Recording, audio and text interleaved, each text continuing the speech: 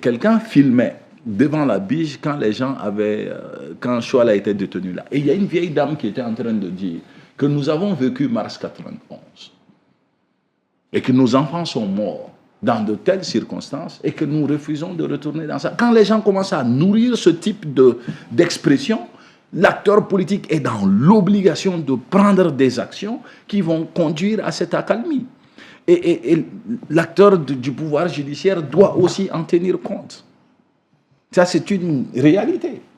La loi le permet, que l'on tienne compte du climat social pour gérer tel ou tel issue. Si ce n'était pas possible, je ne parle pas de privilèges comme il l'a dit, si ce n'était pas possible, la loi d'entente nationale n'aurait pas permis à ce que Sanogo et co-accusés soient acquittés, alors que les gens avaient d'énormes griefs.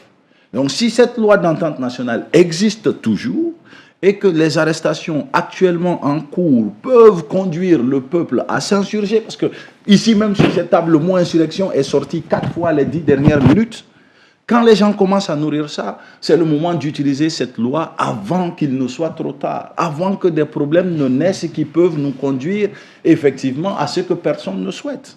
Donc pour moi aujourd'hui, le challenge, c'est que l'acteur politique doit se justifier, doit faire comprendre aux uns et aux autres. Et je pense que ça fonctionne.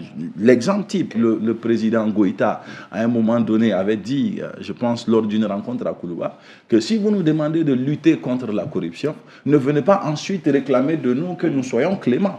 Et ça, c'est lui qui essaye d'expliquer aux gens que attention à ce que vous demandez parce que ça peut avoir des conséquences qui peuvent nous mettre à dos.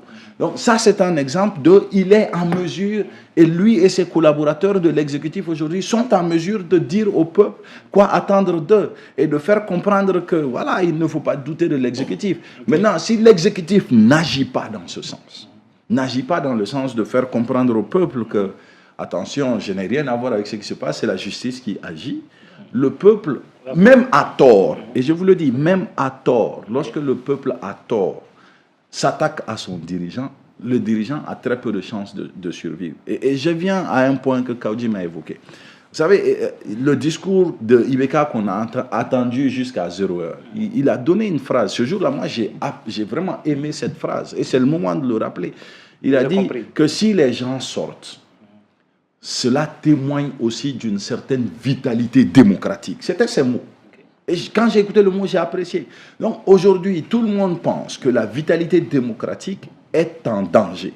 Et si les gens commencent à véhiculer ce message et démontrent ce ressenti, mais qui de mieux que celui qui doit garantir cette vitalité démocratique de venir rassurer les uns et les autres.